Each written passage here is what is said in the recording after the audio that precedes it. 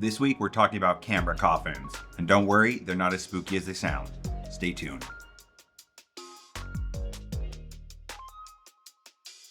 Welcome to the Wild 7 Studios Backlot. If you're new here, this channel is dedicated to all things indie filmmaking, gear, tips, tutorials, lenses, all that fun stuff. Thank you for joining. If you're new, subscribe. If you're not, if you've been here before, thanks for returning. This week's episode is an interesting one and a fun one. I decided to do this one because I recently worked a job, and this was a couple weeks ago. It was an interesting job, real fun job. I was a camera operator on this. I was working on a gimbal, and we were hired to film an NFL player, superstar NFL player, VIP, high big name guy. And what we were doing was filming on a field, and then midday we were going to move to another location, a hotel, and then film at the hotel from there for the rest of the day. This production team was really smart. They're a really good team. It was great working with them. They planned everything out well and gave us a really good time. But we did have a company move. So we went from the field to this hotel. Now, this is where we're going to talk about camera coffins. I used a camera coffin that day. I don't always use a camera coffin, but I used one that day. And then I thought, hey, you know what? A lot of people don't know what a camera coffin is. We might as well make a backlot video on that. So that's what we're going to be talking about today. So, what is a camera coffin? Camera coffin might be a little tricky to find online or look up because it doesn't really exist on paper. It's kind of a made up thing. It's something you kind of find on sets, especially lower budget sets, kind of indie shoots, things like that, music videos. But essentially a camera coffin is some kind of container, usually one of those Tupperware style containers, those ones you have in your garage, those hard plastic containers that you can get at Costco or Home Depot. And what you're going to want to do is you get that to transport a built camera. Now, you don't always want to transport a camera built like that, but there are certain situations where you're going from one location to the other, like I was telling you with the football field. We could have broken down and reset, but that would have taken a little extra time. That would have slowed things down. When you're dealing with some VIPs, they're on really tight schedules and they have to go the minute they say they have to go. So there really isn't a lot of breathing room in some of these jobs. And if you want to take a lunch in the middle of the day and not rush your lunch, sometimes using a camera coffin and leaving the camera built is the way to go. So essentially, going back to it, a camera coffin is a big plastic tub.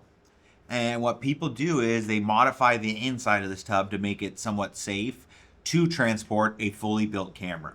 And we're talking about a camera with batteries, monitors, wireless transmitters, all that kind of stuff that you would have on a camera. You don't want to break it down. You want to be able to just kind of take it off the tripod, put it in this thing, pack up your gear, and then go. So what a lot of people do is they'll get the container and then they'll put foam in it. They'll use leftover pluck foam from a Pelican, or they'll use foam packaging, preferably softer foam, but thick. You want thick and soft. That's the ideal way to go about this. They'll usually have a couple pieces kind of at the bottom, big pieces for support, some pieces on the side for padding, and then they'll have possibly moving blankets or some kind of ferny pads or something like that to pad up the camera once it's in there to keep it safe. Now, camera coffin is a temporary thing. It's not a long-term solution, and it's not something you should use super often, A camera coffin is really getting from point A to point B really quick. When I did that job talking about the football field, we were literally 8 minutes away from the hotel we filmed at. It was in the camera coffin for a very short period of time, and then transferred over to the hotel, and we were there. It sat on my front seat. It was buckled up. It was very safe. It's not something I would suggest you do all the time. If you have the time to break down your camera, you should do it and make it safe and proper and know where everything's at. But there are times where using the camera coffin is going to be beneficial and it'll save you time. Now, the camera coffin I was using on that job was actually someone else's. We had worked a previous job together. This person left the coffin in my car. As fate would have it, it came in super handy that day, so I just used it and gave it back to the person after the fact.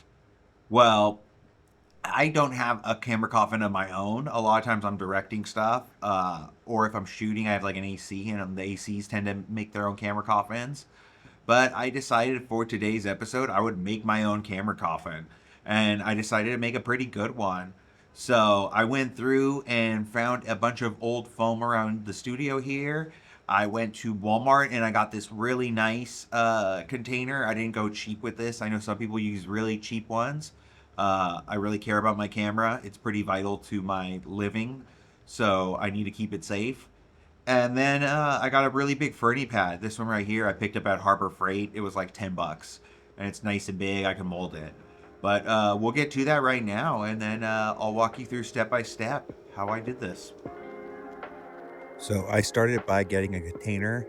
I got this one right here. It's waterproof, dustproof, as you can see. The lid is sealed, which is another reason I got it.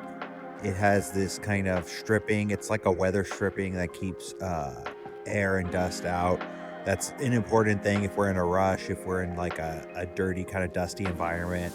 A lot of times when you're shooting out in nature, that's why you would do company moves like these. It's also got 6 latches on it, so the lid stays on nice and tight. That was another reason I got this one.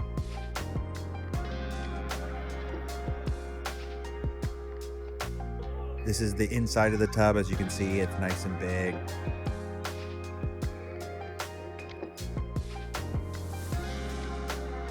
This is the adhesive I use. It's spray adhesive 3M, super strength, great stuff. So I started by getting a bunch of different pieces of foam and testing out which ones would be the best. And I found this piece right here that I liked. It seemed to fit the bottom pretty well. I started stripping away one piece at a time to get it to fit. And as you can see, I got it there.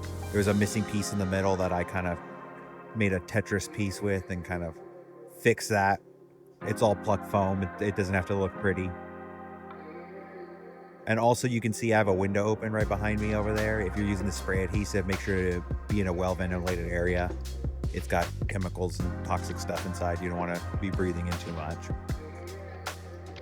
And these pieces right here, I got them, I'm cutting them in half. I'm using them for the sides of the container.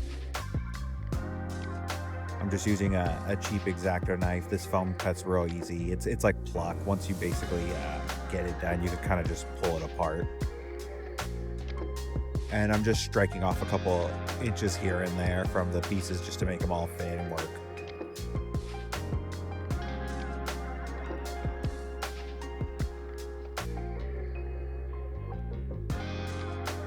With this foam and pluck, it's always easier to cut a little bit more, not go the other way. So go piece by piece and then just cut what you need, try it out. And if you got to cut more, then cut more.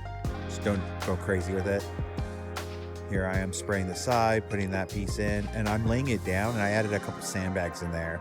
I don't know if you saw it on the earlier part for the bottom, but I put some sandbags in there as well, and I laid them nice and flat, put some weight on that to kind of just press the foam against the adhesive and make sure it really sticks. There we go, and now I'm doing the opposite side.